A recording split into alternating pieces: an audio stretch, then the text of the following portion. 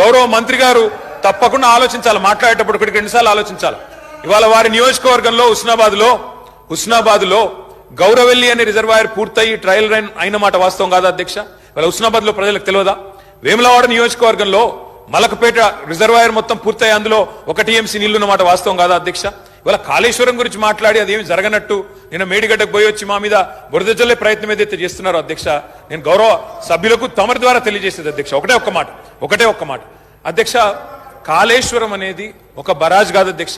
కాళేశ్వరం అంటే 3 బరాజులు, 15 రిజర్వాయర్లు, 21 pump హౌజులు, 19 sub స్టేషన్లు, 203 కిలోమీటర్ల టన్నల్స్, 1531 కిలోమీటర్ల గ్రావిటీ కాలువలు, 141 టీఎంసీల స్టోరేజ్ కెపాసిటీ, అదేవిధంగా 240 టీఎంసీల యూటిలైజేషన్. శ్రీయర్ గారు ఏమన్నారు అధ్యక్ష?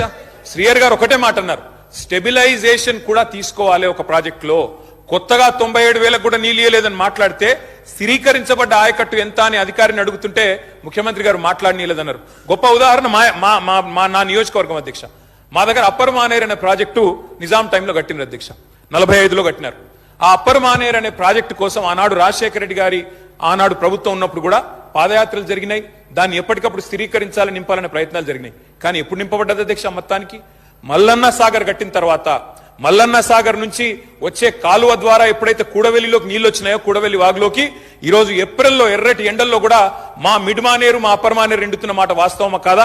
మా కరీంనగర్ జిల్లా శాసనసభ్యులు వారికి తెలుసు అధ్యక్ష, శ్రీధర్ బాబు గారికి, పొన్నం ప్రభాకర్ గారికి. అందుకే ఆ బాధతోనే మేము చెప్పింది, గౌరవెల్లి అయినా, మలక్పేట్ రిజర్వాయర్ అయినా, అదే విధంగా మా అప్పర్ మానేర్ అయినా, స్థిరీకరించబడ్డ సింగూర్ అయినా, స్థిరీకరించబడ్డ నిజాం సాగర్ అయినా, ఎస్ఆర్ఎస్పి పునరుజ్జీవమైనా, ఇవన్నీ కూడా కాళేశ్వరం ద్వారా జరిగిన మాట వాస్తవం అధ్యక్ష. అందుకే గౌరవ మంత్రి గారిని, ప్రభాకర్ గారంటే నాకు గౌరవం, ఎందుకంటే ఉద్యమ సహచరుడు. ఆనాడు పార్లమెంట్ లో వీరోచితంగా పోరాడింది కాబట్టి మా నాయకుడు కేసీఆర్ గారు కూడా కరీంనగర్ లో, ఇక్కడ అక్కడ కాదు అధ్యక్ష, కరీంనగర్కి వచ్చే బహిరంగ సభలోనే వారిని అభినందించారు. కాబట్టి మాకు అట్లాంటి మంత్రి గారిని అగౌరవపరిచే కుసంస్కారం లేదు. కానీ మంత్రి గారు కూడా వాస్తవాలు చెప్పాలి అధ్యక్ష.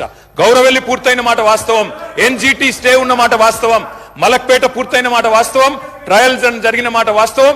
కాళేశ్వరంలో, ఇంత పెద్ద కాళేశ్వరంలో 3 బరాజులు, అదే విధంగా 15 రిజర్వాయర్లు ఉండే కాళేశ్వరంలో ఒక్క బరాజులో 3-4 పిల్లర్లకు ఇబ్బంది జరిగితే దాన్ని రిపేర్ చేయండి. ఇప్పుడే మా గౌరవ పెద్దలు కడియం శ్రీయర్ గారు డిమాండ్ చేసినారు, దాన్ని రిపేర్ చేయండి. రైతుల మీద కోపం పెంచుకోకండి. కేసీఆర్ గారి మీద కోపం ఉంటే, రాజకీయంగా ప్రయోజనం కావాలనుకుంటే ప్రయత్నం చేయండి. కానీ ఆ ప్రాంత రైతాంగం పట్ల కక్ష కట్టవద్దు. నింపండి, మేడిగడ్డ నింపండి, కాళేశ్వరంలో పంపింగ్ స్టార్ట్ చేయండి. వాళ్ళ 5,000 క్యూసెక్ల నీళ్లు కిందికి పోతున్నాయి. ఇది